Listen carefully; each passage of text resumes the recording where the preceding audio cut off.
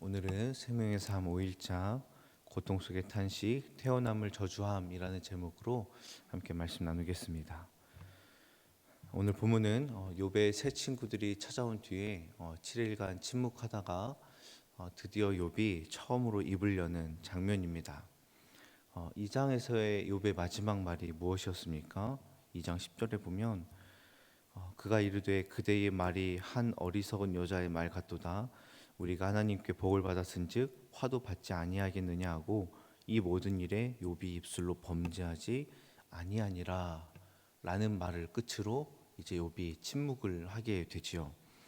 모든 일에 입술로 범죄하지 않은 욥이 3장에서 처음으로 입을 열어 한 말이 무엇이냐면 바로 자기의 생일을 저주하는 일이었습니다.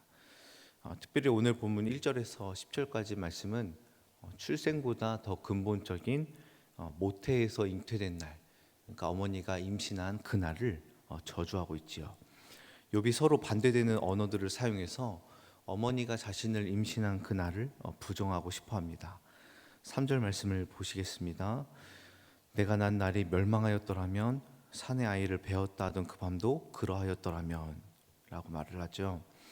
여기서 태어난 날은 생기다, 발생하다라는 그런 긍정적인 단어인데 바로 이어서 멸망이라는 단어를 써서 잃어버리다, 소멸하다라는 그런 부정적인 단어로 바로 연결을 시킵니다.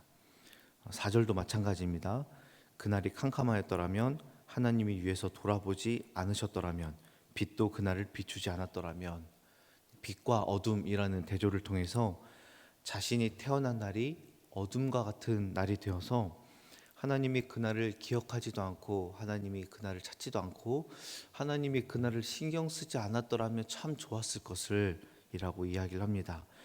여기서 욥은 하나님에 대하여 직접적으로 원망하지 않지만 하나님이 기억하신 그날이 나에게는 너무나 고통스러운 날이었습니다 라고 간접적으로 말하고 있습니다.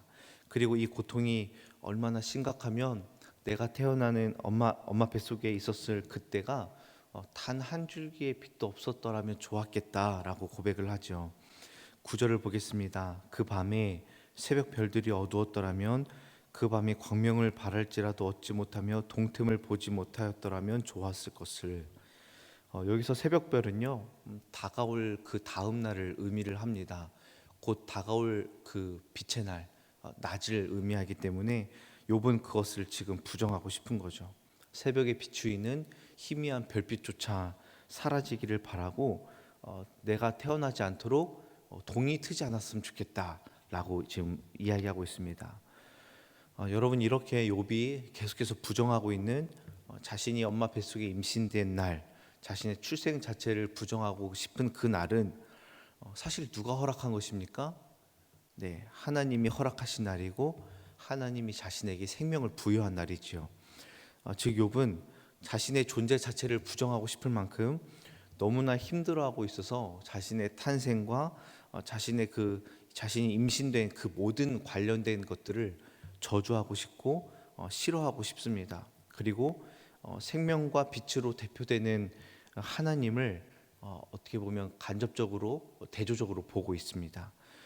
그리고 태의 문을 닫지 않는 하나님으로 인해서 내가 환난을 당하고 있다라고 말하고 있죠. 아직까지는 하나님이 고난의 원인이다라고 말하고 있지 않지만 자신의 존재 자체가 고난의 원인이다라고 탄식하고 있습니다. 우리도 살면서 이렇게 고통의 원인을 자신의 탄생을 두는 사람들을 볼 때가 있습니다. 차라리 태어나지 말 것을 이렇게 이야기한 자들이 있죠. 때로는 우리 스스로가 그렇게 이야기할 때가 있습니다. 왜 태어나서 내가 고생을 하나?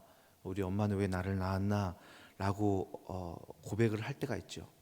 이런 비관적인 말은요, 젊은 청년들부터 혹은 어린 자녀들부터 노년에 이르기까지 굉장히 다양합니다. 제가 만나왔던 어린 아이들도 이런 말을 하더라고요. 중학생, 고등학생도 차라리 안 태어났으면 좋았을 걸, 이런 비관적인 말을 하고 노년에 계신 분들도 똑같이 이런 말을 하게 되는 것을 저는 듣게 되었습니다. 그만큼 힘든 일에 쌓여 있는 자들이 너무나 많다라는 것이죠. 그러나 이런 상황 중에도 우리가 기억해야 될 것이 있습니다. 고난과 환난을 생각하기 전에 우리의 존재와 우리의 현존이 누구에게 달려 있는가? 성경은 하나님께 달려 있다라고 이야기합니다. 시편 139편 13절에 주께서 내 내장을 지으시며 나의 모태에서 나를 만드셨나이다. 모태에서 우리를 만드신 하나님은 우리를 방관하거나 우리를 방치하거나 아니면 네가 태어났으니까 이제부터 네가 알아서 네 힘으로 살아라 라는 분이 아니라는 것이죠. 우리를 책임지시고 우리를 도와주신 하나님은 바로 우리를 이 땅 가운데 보내신 하나님입니다. 시편 22편 10절에 내가 날 때부터 주께 맡긴 바 되었고 모태에서 나올 때부터 주는 나의 하나님이 되셨나이다. 사사기 44장 2절에 너를 만들고 너를 모태에서부터 지어낸 너를 도와줄 여호와가 이같이 말하노라 나의 종 야곱 내가 택한 여수르나 두려워하지 말라. 이어서 3절에 나는 목마른 자에게 물을 주며 마른 땅에 시내가 흐르게 하며 나의 영을 내 자손에게 나의 복을 내 후손에게 부어 주리니 라고 말하고 있습니다. 성경이 뭐라고 말합니까? 내가 엄마의 뱃속에 임신되었던 그날부터 나는 하나님의 것이고 하나님은 나의 하나님이 되신다. 하나님이 나를 모태에서부터 지으셨기 때문에 하나님은 나를 도우십니다 라고 말하고 있습니다. 그러므로 하나님께서 이 땅에 나를 창조하신 그 날은 어두운 날, 멸망되어져야 될 날, 어둠과 죽음의 그늘이 덮어야 될 날이 아니라 그날은 곧 빛이 있는 날, 기쁨이 있는 날, 하나님께서 즐거워한 날인 줄로 여러분 믿으시길 바랍니다. 하나님은 우리 존재 자체를 기뻐하시고 즐거워하시고 우리가 임신되어지고 우리가 태어날 그때에 우리 하나님은 누구보다 더 즐거워하신 분이십니다. 사랑하는 성도 여러분, 혹 지금 환난 중에 계신 분들, 그리고 또 언제 끝날지 모르지만 계속해서 고난의 파도를 받고 있는 모든 분들에게 이러한 하나님의 말씀이 견고하게 세워지길 주님의 이름으로 축복합니다. 나의 존재 자체를 부정하고 싶을 만큼 아픔이 찾아올 때가 있을 것입니다. 또 지금이 아니더라도 앞으로 그때가 언제가 될지 우리는 알지 못하지요. 그러나 여러분 꼭 기억하시기를 나를 지으신 이가 하나님이시니 하나님께서 나를 다시 일으키시고 나를 새롭게 하시고 나를 도와주실 것을 여러분 소망하시면서 나의 책임자 되신 주님께 모든 것을 맡겨드리고 하나님 붙잡길 소망합니다. 그래야 환난 중에도 믿음과 소망을 놓지 아니하고 주님 바라보는 저와 여러분 되길 주님의 이름으로 축복합니다. 기도하겠습니다.